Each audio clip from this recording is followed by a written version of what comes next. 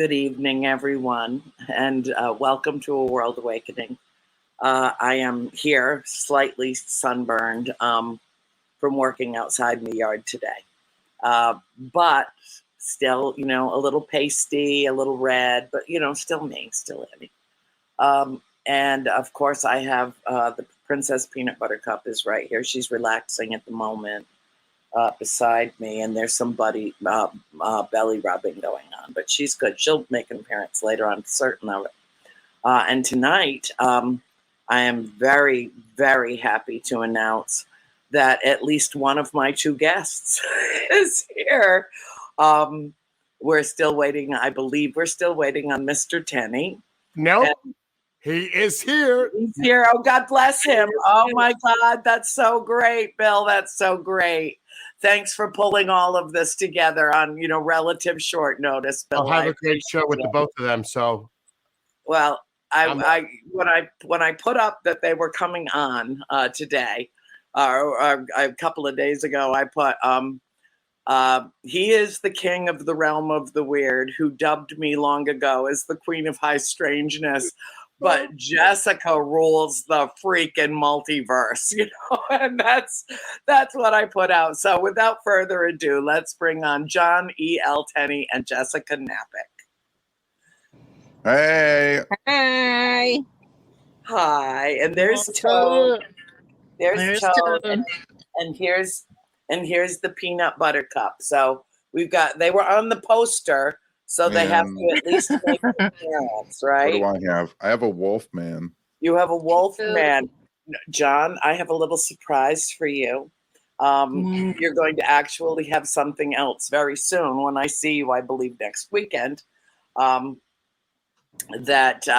is a very special gift for you. And it's not a gift from me.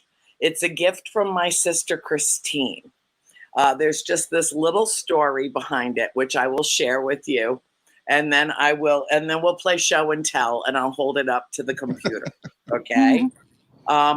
So Jessica was kind enough to send me a lovely little video that you made of your office space and all of your lovely trinkets and toys and everything that you have that keep you company when you do your fabulous podcast, What's Up, Weirdo?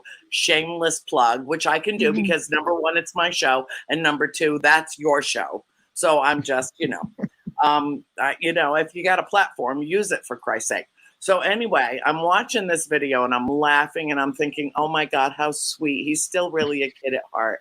He's got so much. When you're done talking, I'm going to tell you a story about that room. Okay, great. Yeah, well, we only have an hour, so I'll try to whip it along here. So anyway, last May, I went to an event in North Carolina, and I found this thing that I just loved. I just loved it. I thought it was like the most gruesome, horrible, fabulous thing I had ever seen. And I got it. I bought it while I was at the Paracon.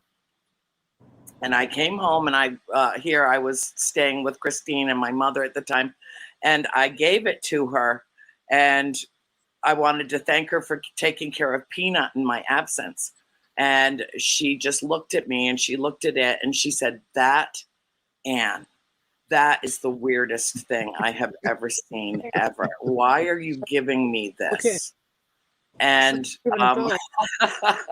and I just, because I thought you would like it. Well, this little guy has been living out on the back porch for the better part of a year in all kinds of terrible conditions, windswept rain and stuff that gets in through the screens. And he just, I felt like he was getting screwed. And so, and he really does belong to you. So I asked her tonight if she would let me take him up next week to Detroit. And she said, yes, absolutely. But make sure that John knows that the gift is from me, not you. I said, okay. So this is him. And look at this guy. He has ripped his own eye out with his own hand. He is. And I know because I have a photograph of you wearing socks. Oh, yeah. foam socks. And Bill, put it on the screen if you loaded it, babe, because, if not, I'll share it on Facebook. But so I just need to know if you love him and if you would like Yes. him to come live in your office with you. Yes, please. Where he will get proper respect and Yes, not you be will, left out and in be the friends with the other gnomes that are around. Okay, excellent. That's wonderful. That's wonderful. And then there's more to the story, but I'll tell you when I get there. You guys will howl. Okay, now tell me your story. Okay, so people who don't know, you do, and Jess does, and Katie does, and Toad does. But like for a few years, I was taking care of my mother and father when they were living at my house. I moved them in with me, and it was very stressful, traumatic time. Had lost a lot of my light. Like I was giving so much to them, and just like it was burning me out. I know. So, and this was their bedroom. This is the room my mom died in that I'm in right now. And so after I moved my dad back up north and got him settled, I had this room, and I was like, I'm never going to go in that room ever again. And then I thought about all of the things that my mother had ever done for me. And I was like, my mom would hate that I owned a house and couldn't go into a room because of her. Yes. Yes. Like she would want me to use my house.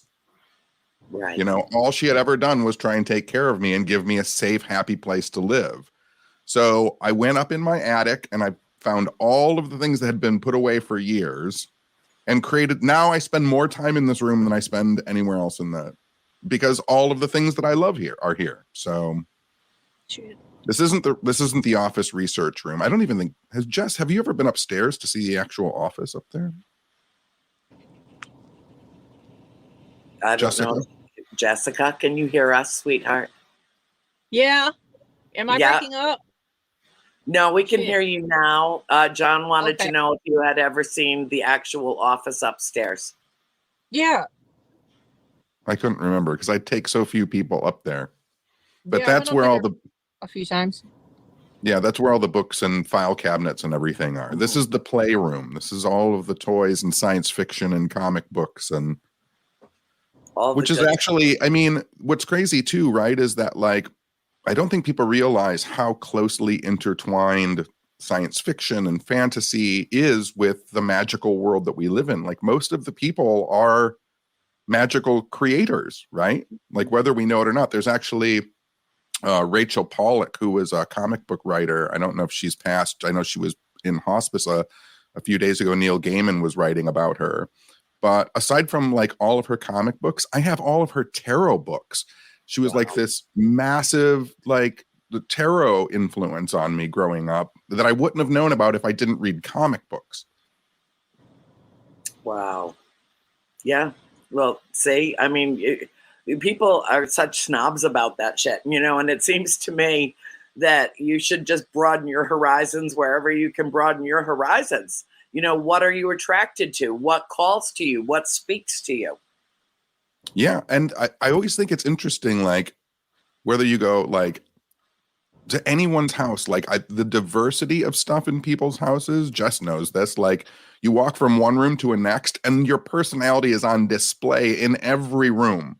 It's not just like hidden in one area, right? Yeah. Or it doesn't just come out at Halloween. You walk into my family room and there's a life mask of Bela Lugosi, but it's right next to an Oscar Peterson jazz record, and you just see the reflection of the whole person instead of, what they portray themselves as. Well, I just came off of doing Soul School with Jeff Turner, who from UFO Contact. And we were talking about that, about allowing ourselves to be whole people, letting in the darkness and the light, just being everything, omnipresent. And I think that ultimately that will lead us in our spiritual ascension to a realization of oneness, that everything is one thing, that everything is consciousness and energy, and it is an amalgamation. It's all just a recipe for us being successful human beings. We just have to allow ourselves to tap into every single element of ourselves even if it's unpleasant. We just feel it for a little while and then tell it to go away, but still let it in and greet it. And as Jeff said, when the dark lady in the black dress shows up knocking at your door, she's got a message. Let her in and have a cup of coffee with her. Don't slam the door in her face. I was bothering Jess. Jess, can you hear me? Yeah. Where are you? Somewhere in Ohio. Okay, I figured you were on the road still, somewhere in Ohio. Yeah. Jess is on a secret trip. Jess is on a secret trip I couldn't go to because I have a protest I have to go to on Sunday. Oh, good. Protest for me while you're at it. I don't care what it is. Just make your voice heard. No, he's going to a protest. I know. That's what. Yep, I know. He said he's going to a protest, and you're going to Cincinnati on purpose. I know. I know. She got secret plans. It'll be good. And next weekend we'll all be together in Holy Toledo. It's true. It's been a while.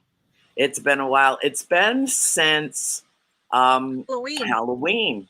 Yeah. And Bill, I know I don't have my private chat's open, but I'm not seeing any signs of life with Bill.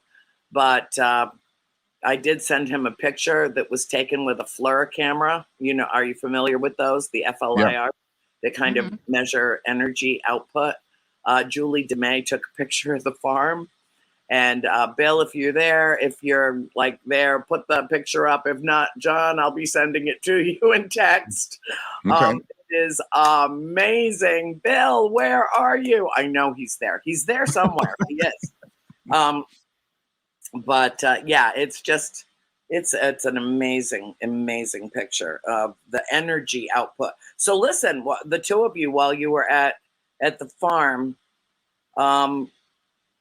what did you pick up? I mean, I never even had really a chance to ask you how you processed that whirlwind trip, how you were there just for a few hours.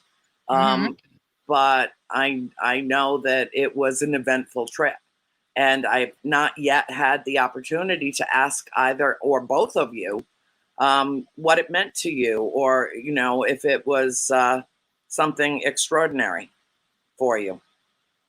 Jess, you can go first. I loved it. I thought it was cozy. I thought the whole place was cozy. It wasn't scary to me. It was, and I'm sure it's because of you too, and your energy and just being around. I don't know. I don't know. I can't explain it. I wasn't scared.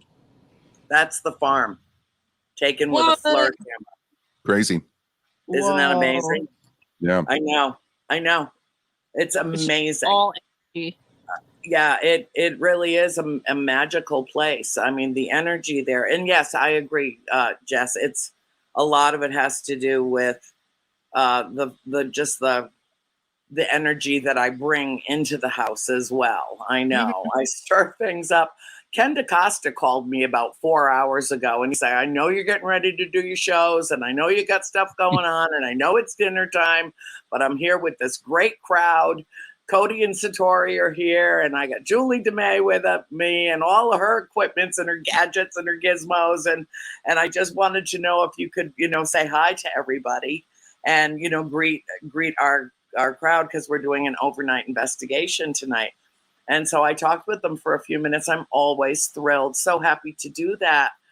But I also know that every time I do, and they put it on speakerphone, the spirits hear me too. They know that I'm talking to them as well.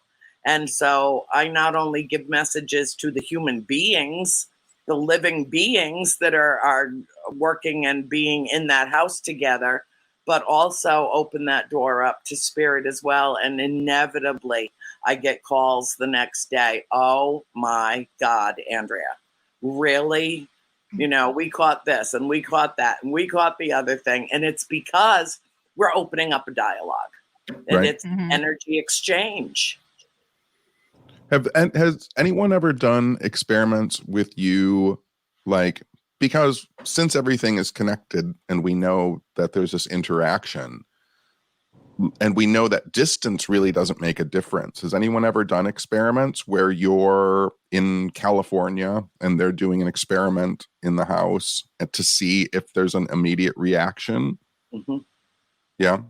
And there always is. There's never been a time that the activity didn't go like right through the roof, that all the pretty lights started coming on, as soon as my voice came through. One of the most awesome things that's ever happened to me there was through Cody and Satori. And I believe it was over last Halloween or maybe sometime in the summer, but the spirits got very, very active all of a sudden while I was there. And the tapping was going on like crazy. And Satori's like, okay, I can't talk to all of you at once. So you have a message for, I'm feeling that you've got a message for someone. And they spelled out my name. And then she said, okay, they started A-N-D, and she finished. And then she said, okay, what's the message? How many words? So she was telling them to work together in tandem so that they could fashion a simple statement that she would be able to spell out. And their message directly to me while I was sitting on the sofa was this: we miss your family. 50 years later. Dang. Well, I mean, we don't know how time works, right? Like, or even if it exists. Yeah, for sure. It's so interesting to me. I know. Isn't it all fascinating? It's just so wonderful. Are we going to have fun next week? Oh, for sure. Absolutely. I've always been, the thing that fascinates me about you in that house is, like, I've never had a connection to a property before, really. Mm-hmm. And so it's interesting in that sense that, like, the property itself, I mean, the spirits are there, sure, but they're generating their own kind of unique energetic field. Mm-hmm. And I just, do you feel like when you're driving there, do you feel it getting closer? I feel it from here. Yeah. I feel it at 40,000 feet. I felt it in Scotland. It doesn't matter where I am on the planet. It doesn't. My mother said something very profound when we moved out in 1980. She said, we can leave this farm, but the farm will never leave us. And I don't think she even knew at the time what a profound, significant statement that she was making. Because it is, for better, for worse, for richer, for poorer, in sickness and in health. And the words for marriage, that happened. That is literally, for me, the only place that feels like home. Do I ever want to live there again? Nope, I don't, because I don't ever want to be that physically uncomfortable again. Either freezing to death or burning up and, nothing but horsehair plaster and clapboard. Sorry, not my idea of a good time. I prefer to live in the 21st century with heat and air conditioning and with, all the accoutrement. Yeah. I like the fact that you said it's like the wedding vows, except the only part that doesn't apply is until death do we part. Like, because even after death, you're still together. Exactly. That's the part, because we don't. Yeah. Because we don't part. And that's the real beauty of it for me. It will always be my home in heart. Rhode Island is, the flag for Rhode Island is an anchor with the word hope on it. It is absolutely perfect for me, for that place, for where I come from, my roots. But that is the only place in my whole life that has ever felt permanent. And eventually that house is going to fall down. But that place in the country, the old Richardson Arnold homestead, will always live on in me. Yeah. And those, a lot of, obviously, like you said, that house will eventually not be there one day. Like, who knows how far in the future, but we all know as investigators that land holds a memory, like whether you can walk in. I mean, I've said this for years and years, like one of the places that, like I said, I'm not really connected to any place in particular, but just doing what we do. Like whenever I go to Gettysburg, like you can just feel the land and its memory of and everything that's happened there. Or you go into a allegedly haunted location, like you can find the room, right? Like even if the stuff isn't there anymore, like it still holds its energy and its memory. Jessica, how long have you been doing bona fide paranormal investigations? Oh gosh, I don't know. I don't know. I mean, I went to haunted locations long before I was friends with Tenney, but not, I wouldn't call them official investigations, but I visited a lot of haunted locations. But yeah, I don't know, forever ago. I was always weird. I always wanted to go creepy places. I like a lot of like movie locations too, horror movie locations and historic stuff. Yep. So you're just drawn to it naturally. Mm-hmm. Is it because you had experiences as a child? Yeah, I saw ghosts in my childhood home. I saw a cowboy in my childhood bedroom before, and like I always tell people, I know I saw something if I know their whole outfit. Like I'm not making it up if I know what they were wearing. Yeah. So, yeah, I used to go in that house a lot. I believe I texted you yesterday something about being a badass cowgirl. So now that's so weird. An entirely different meaning, a deeper meaning. Yeah. Yeah, I only saw that once. I have no idea what that was about. And it's not like I grew up in like a Western state. I grew up in Michigan. Like, why was there a cowboy? It doesn't make any sense, but I don't know. Well, Michigan used to be the Wild West, darling. I mean, you could have been coming up against a spirit that was there 300 years ago, and that land was just being, not just settled, being seen by Western Europeans, 2.5, 300 years ago. You know what's crazy is I'm just thinking about this now with Jess's experience, and it's I don't know why it hasn't clicked before, but like Jess, you've heard me talk about like going to Mount Olivet because people see Superman and a cowboy there. And it's Tom Tyler. There's an actor buried in that cemetery who played a cowboy who was from Hamtramck, Michigan. I wonder if you got a proto glimpse of Tom Tyler in your childhood.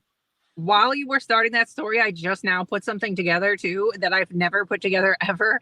My parents' living room, like I don't know what the fuck was going on around this time, but you know how people used to have more like themes for their houses, like country or like, so the theme for our living room was Southwestern, which doesn't make any sense. But we had like a wood wall way before people were doing wood walls. We had like cactus stuff, like fake glass cactuses, and the couch was like a Southwestern theme. And I never put it together in my brain right now that there was a cowboy ghost there. He was probably like, this is my shit. This is my whole shit. I never thought of it, I swear, until right now. But also me and my mom used to go antiquing a lot. So maybe one of the like weird Southwest things that they had in the living room, it like came with that. I like maybe never thought of it. Yeah, there was energy in that house that actually was perhaps a little coercive, or maybe even traveling with you from I would like the house decorated. I have my house in Florida. I have a spirit, and his name is George, and he didn't die in the house. He died at the hospital, but he had a stroke at the house, so his last memories were of the house. And as soon as I walked in that house, my father found it. And then I moved down a couple of years later, and leave it to my father to pick a haunted house, of course. And stands to reason. And I walked in the house and I'm like, you don't, okay. All right. I feel this. And who is he? And he doesn't like me. He thinks I'm way too outspoken, that I'm incredibly vulgar. That I'm just an off the rails radical feminist. He does not like the way I have decorated certain rooms in the house. because I have like a Victorian boudoir in my bedroom. It's all fancy lace and pretty and all mauve colors and stuff. And he doesn't like that. He thinks it's way too femmy. Doesn't appreciate that I did not plant a garden. I don't have the time to plant a fucking garden. You plant the garden. I have stuff to do. I gave him, I put the terrace garden in. If that's not good enough, too bad. And, so I've been working with him. Every now and then he gets really aggravated. And the way that he aggravates me, because I am a Libra, is he moves all the artwork in the house and tilts it to the side, one side or the other. I know it's rude, but I can walk into somebody's house and apologize to them as I am walking over to their wall and straightening out a picture that has been slightly askew. He knows that's part of my personality. I can't help it. This has to be lined up. Where's the plumb line? Where's the, there's just, okay. And so when he gets aggravated with me, he moves all the artwork, every single piece of artwork in the house. But I do believe before I move on from this house, which I probably will, into something, I need a bigger house. Actually, I do. I just, I'm going to turn him into a raging feminist. He's going to be much nicer to his wife on the other side. And he's gonna lose a lot of his attitude, as I'm working on him from this side and dragging him spiritually into the 21st century, whether he likes it or not. And I think we can have those interactions with spirit. When you were talking about influencing, so I'm thinking back to the probably late 90s, but I was doing an investigation. This family in Troy, Michigan, they thought they had something. They had weird energy in their house. They didn't know if it was ghosts. They just knew something weird was happening there. But the one thing that piqued my interest was I walked into a room and there was like a drink holder that was a globe that had like all of this maritime stuff on it, and the walls were like shiplap, and it was just this one room. And I was like, oh, who like loves the maritime stuff? And they were like, we didn't know what to do with this room, so we like just picked a theme and ran with it. And I was like, oh, that's cool, whatever. And then as I investigated, I found 2 families prior to that family. The guy who had owned the house, in his obituary, all they did was talk about the fact that he was in the Navy. His nickname was the Commodore, and he loved sailing. And I was like, oh, this guy got them to fucking decorate that room. Yeah. Just like Jessica's childhood home. I know. Now I got to ask my dad, why the fuck? Because we have no connection. My dad's never even been out west. Like, neither of them. It doesn't make any sense. You had a cowboy doing feng shui in your childhood house. And which is, I believe, absolutely plausible, because they do communicate with us all the time, whether we're listening or not. It's really all about how tuned in are we, how receptive are we in any given moment. Are we distracted by all the external blah, blah, blah, or are we there and focused on them? And accepting and acknowledging their existence and welcoming and embracing with them. And even though I just said it kind of as an offline, like in the paranormal, like we always talk about ghosts and entities and energies and stuff like that. But like, I kind of, it was a toss out line of a ghost doing feng shui in your house. But like, I have a friend named Haiso who lives in Japan who does feng shui for Japanese businesses. Like that's his job.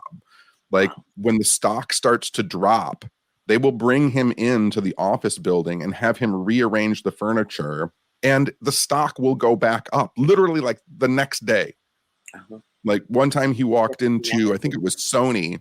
Sony was losing a bunch of money, and they brought him and his team, and they noticed that the accounts receiving room for Sony all of the desks were faced toward the elevator. And so he was saying, like, what's happening is the money is falling down the elevator chute and going out the front door. Yep. So he had them build a wall in front of the elevator, and the next day, Sony's stock like skyrocketed. I don't believe in coincidence. How about you? Yeah. I think that is witchcraft. That is the manipulation of energy. It's just called feng shui. But it's the manipulation and the restructuring of energy. It's not just a human machination. It's working with the energy that already exists and tapping into it, I think. Yeah. And that's why, like, I mean, we all know this, and everybody that's watching knows this too. Like, sometimes it's not a ghost in someone's house that's bad energy. Like, you can walk in and it might be a chair is in the wrong place, and you're like, something screwed up with that chair. It just needs to be over like 2 more feet. And if you move it over 2 more feet, the whole place is fine. Yep, absolutely. And you two had a chance to meet my friend Erin. And she does Reiki healing. She does distance. What do you call it? I can't remember. Brain fog, COVID brain. But anyway, she sent some energy the other day while the nurse was here visiting my mother. And we had a very important conversation during that visit that she was not aware of until I called her after the nurse left. But it was validation for her, because I said, I don't know what was going on during that meeting. My sister Christine was here, my sister Cindy, me, my mom, and the nurse, the head nurse. And I said, but about halfway through our group session where we were discussing some really important things, the whole energy shifted. And then I looked at my phone, and there was a text message from her from about 30 minutes prior that said, I just sent some Reiki your way for everybody, Mom for her neck, and you for, this, and Chris for that, and just white light around everybody, and, how's Cindy do? Well, that coincided precisely with this, like, shroud, like this pallor of darkness just lifted off of us, and suddenly all of us were talking about, and the future holds, and we're moving forward with this, and this decision is now made, and it's off the table, and like, it was just like breathing spring air after a long frozen winter, and you get that first whiff of spring and the promise of the blossoms to come. And it coincided to the minute that she zapped us from 500 miles away. When I was working on the spin-off of Paranormal State, we did this case, and we were trying to track down a family that had owned a property, and we knew very little about them and their history. But part of what we were doing was, I was at a library with one of the kids, and we were doing historical research, and then the other kids were in the house with the mom, and they had her hooked up to like a heart monitor and a blood pressure machine, and they were just taking vitals for her. And when we discovered the name of the property owner in the library, her blood pressure 30 miles away spiked, and her heart rate started accelerating. Wow. And it was, we didn't know in the library it was happening, because we were filming with our crew in the library, and that crew was filming in the house. But later on, when we told them, everything's time marked because it's on camera. Sure. And so all of a sudden we saw that, like, literally in the moment we discovered the name of the man who had died in the house, the mom who lived in the house currently, like, her vitals just went crazy. And it was just such a weird moment of seeing that connectedness and having like evidence of it. Yeah. Yeah. And for me, it's great when we can actually document this kind of stuff, chronicle these adventures, as it were, with timestamps and photos and, everything that comes with this process. But I guess for me, I've lived with it for so long.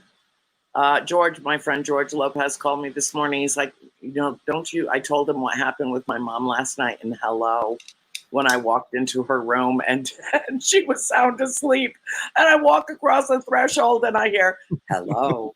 I'm like, okay, I'm not the only one watching out over mom. This is good news. This is great. Other people might not react that way. The first thing they think is, oh, danger, Will Robinson, intruder. Well, there's no intruder. There's somebody that loves her as much as I do that's watching over her. And that was validated for us last night. And George is like, well, did you write it down? Did you write what time it was? And I'm like, no. And I don't need to. I don't need to.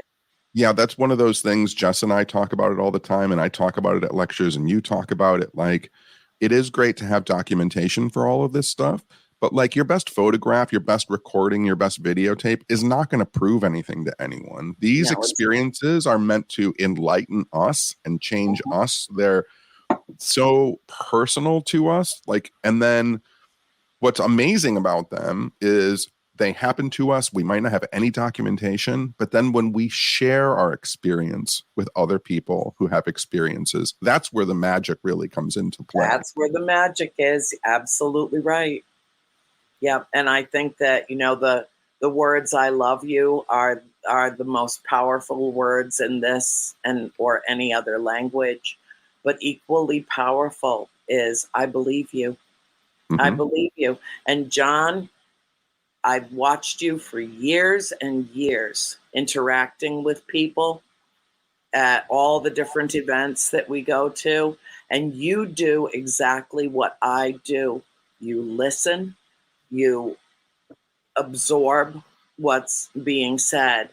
And then if somebody's telling you the truth. And even if you don't use the words, that vibration, that frequency is attained between yourself and the person that you're interacting with, and both are equally uplifted.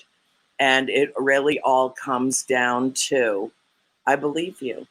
Because how often, John, have you been told something that individual never, ever told anyone else, ever, and trusted you or trusted me enough with this intimate, personal experience that might have even actually happened in their childhood, and they never told a parent, they never told a sibling, they grew up, they got married, they had their own family, they never shared it with anyone, but they look into your eyes for the first time and they tell you a story that is integral to their development, their personality, who they are, who they became, because they had that singular experience that touched them so profoundly, and they kept it inside for their whole life, and then they told you.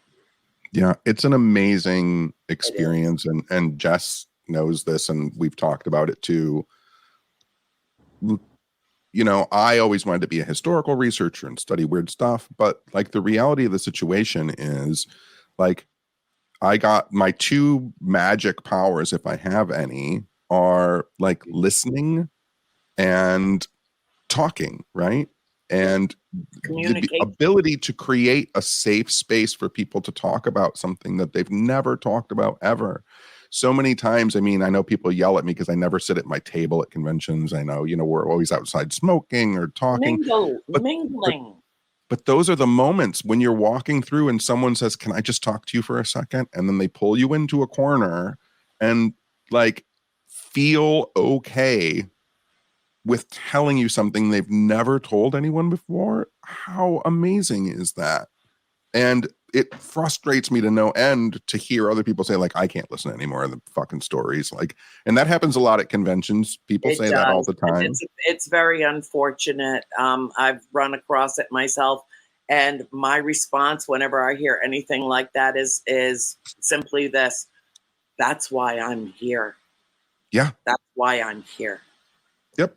To have this interaction, to have these magical moments with these extraordinary people. And the ability to see the magic. I say this sometimes at my lectures, I have a lot of weird stories. You have a lot of weird stories. Justin's got a lot of weird stories, but like your weird story is enough. It's not a competition. You don't have to be abducted by aliens every Tuesday. You don't have to have a ghost living in your house. Sometimes a person's weird experience is they had one time when they were 12 a really weird coincidence, and it stuck with them and stuck in their heart their whole life, and they've never told anyone about it. That's just as weird and amazing as all of the other crazy weird stories that everybody has, because it's theirs and it meant something to them and it helped shape the way they think about things. It's funny when people are like, oh, I think I was doing Amy and Adam's Pre-Kindred Spirits show tonight, and Chip Coffey said something about, like, if you could live in my brain and have all the experiences I had. Like, first of all, I would never wish that on anyone. Not on anyone. I don't want anyone to ever have to live in my brain. But the reality is, like, your experience is enough. You don't need mine. Like, the seeing a feather on the ground that you understand is a message from the cosmos. Yes. Going outside and having the wind blow on your face at the right time, that's a message from the cosmos. And if you like, it's just amazing to me. And I get frustrated when people think that their amazing experience isn't amazing. I'll say too, like, even with my tattooing, like, I have people open up and tell me things they've never told people in their entire life, like ghost stuff or trauma stuff or go to jail stuff. I think it's a testament to all of us that we are that person that people feel like opening up to inherently. Like, we're not even doing anything, but they know that they're going to be safe with us. And that's probably why we three click so much. I really do think that that's true, Jess. I remember the first time that I embraced you physically, like I, physically put my hands on you and held you in my arms, and I felt your vibration, and I could see, most people have auras, but some people have coronas, which I think is a sign of being hybrid. But that's a whole nother show for a whole nother night. But I remember feeling you, and I leaned over. Do you remember me leaning into your ear and saying to you, I knew you? No, I don't. Yeah, I did. I knew you. And you just kind of pulled back a little bit and looked at me and then hugged me again. And, and it was like, boom, there it is. Okay, good. We're good.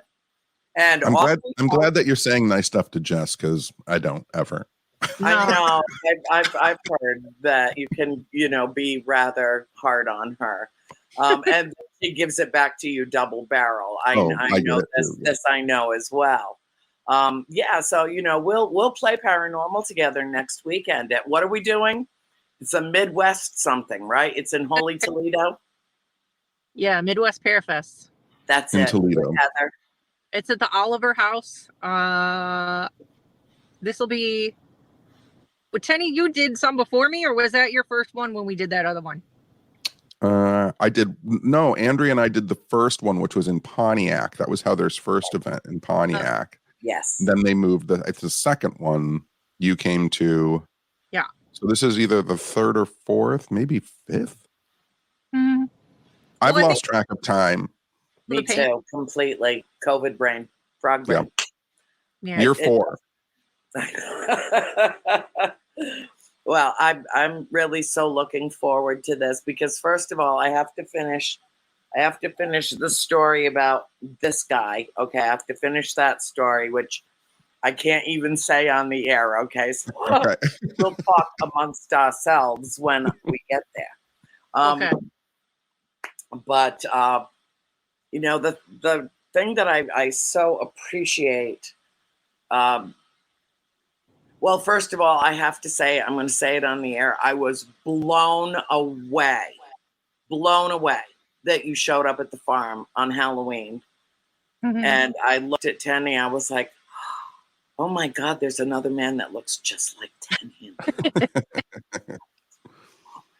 Yeah, I lost it. I was not at my best that night because I was literally I had You just had a come lot going on that night. I did. I had just come from seeing a lifelong friend, probably for the last time, in a nursing home in a hospital facility not far away from the farm. And then to come back there, flustered, running a little bit late, wondering if I had all my ducks in a row, because I really like to have all my ducks in a row. And then to feel a tap on my shoulder and to turn around and to see you, and then to see Jess filming me seeing you. It was just a little bit more than this old lady's brain could take that night. That was all Jessica's doing.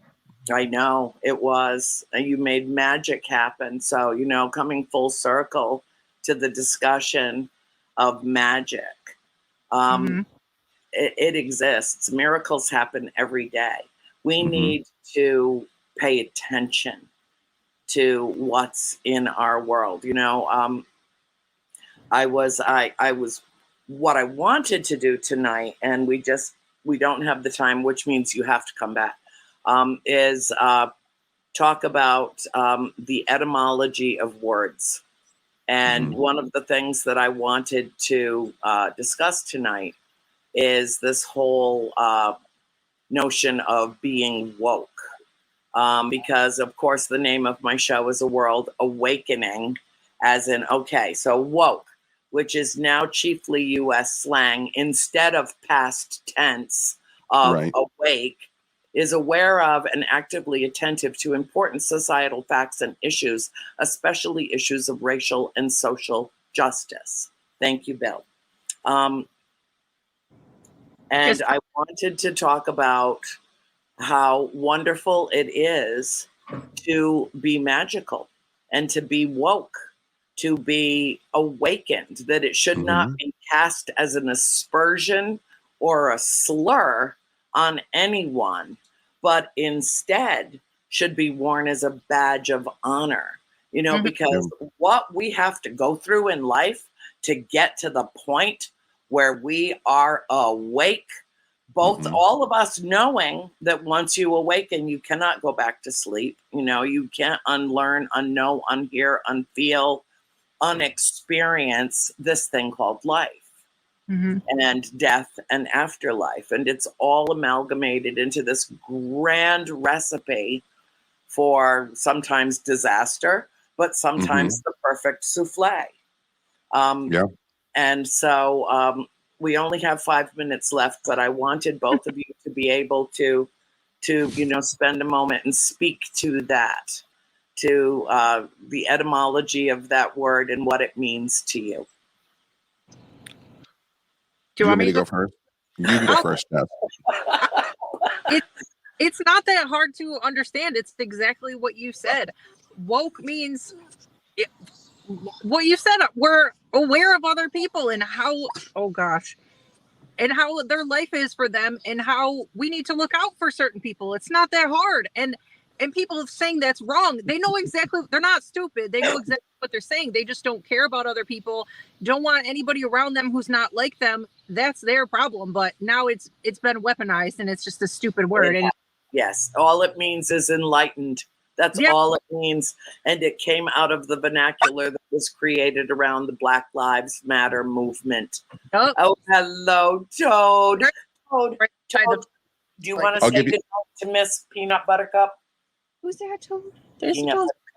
So, John, how woke are you at 11 o'clock on a Friday night, darling? So, you know, I love words and I love etymology and I love that stuff. And all of that, like, so woke, the Proto-Indo-European root of woke is weg. It's W-E-G. And weg means powerfully lively. Weg is also the root to witch. It's the root to Wiccan. It's powerfully lively. Yeah, powerfully lively, right?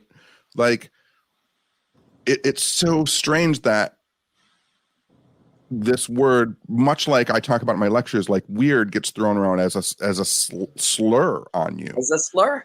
when it's actually a compliment. It is And the highest. we're at the same way with woke. Like people saying, we can't stand all these lively, active, awakened policies. You can't. What is wrong with you? Like we seem to be alive in this seemingly shared reality. Let's be alive and lively, right? Yes. There's nothing wrong with that, and I just find it really funny how words get twisted like that. I mean, doesn't weird mean one who determines their own destiny? Yeah, those who manifest their own destiny. Manifest their own destiny. Being weird and woke is a pretty great thing. And what is the etymology of gnome? We can close on such a happy note. A spirit of the earth. Yes, spirit of the earth. Well, my darlings, I love you both with all my heart. I will see you in about 7 or 8 days. I will have a little companion. I lost him. There he is. With me on my travels. He's going to be a very, very well-traveled gnome.